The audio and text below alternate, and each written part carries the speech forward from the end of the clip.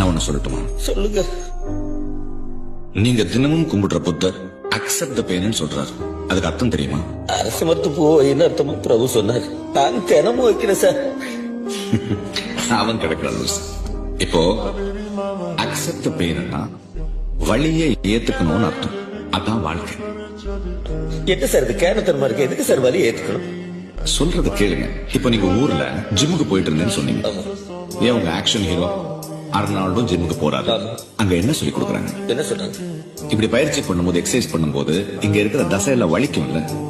வலி இருந்தா அந்த தசை ஆரோக்கியமா விரிஞ்சிட்டு இருக்குன்னு தானே அர்த்தம்.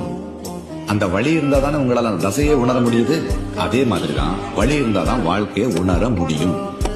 இத பாருங்க, உங்க மகள் மருமகனோட பிரிவு அவங்க ஒருத்தர் மேல ஒருத்தர் வச்சிருக்கிற அன்பை அதிகமாக்கும்.